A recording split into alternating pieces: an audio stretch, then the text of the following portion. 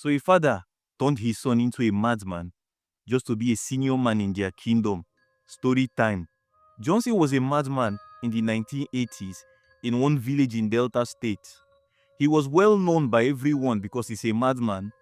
He roamed around day and night, slept on street corners, and he survived by eating from trash. No one cared about him and no one watches over him. So one day, a pastor from Ghana called Pastor Ado came to Emevo to hold a crusade, supported by a local church known as Olezi as at that time. As the music started and the worship filled the crusade ground, Johnson appeared drawn by the sound. He began dancing toward the altar. The ushers, they tried to chase him away, but someone stopped them and said, "Leave him, let him dance." And after dancing for so while, they asked Johnson his name and he replied. And they prayed for him, and instantly Johnson became healed.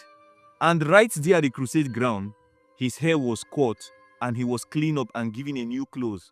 Before the crusade even ended, the miracle had already spread around the crowd. Suddenly, a man ran into the crusade ground shouting, "Who gave you permission? Who told you to heal my son?" It was Johnson's father. And he started shouting. He said, "Johnson cannot be healed. You don't have permission to do it."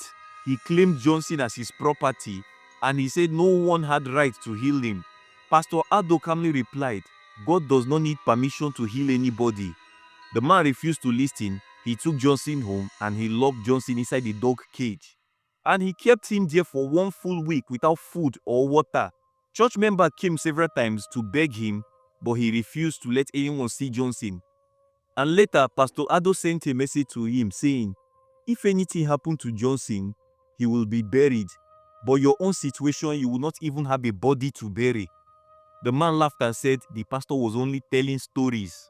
Pastor Ado left town, and 2 weeks later, Johnson passed away. Church member wept, and he was buried. Just 2 days after Johnson's death, his father was riding his bicycle back from somewhere when 5 heavy construction tippers ran over him and they drove away. His body was so crushed that people had to use shovel to gather his remains from the road. Till date, this story is a well talked about story in that particular community. Now, moral lesson: it does not pay to be evil.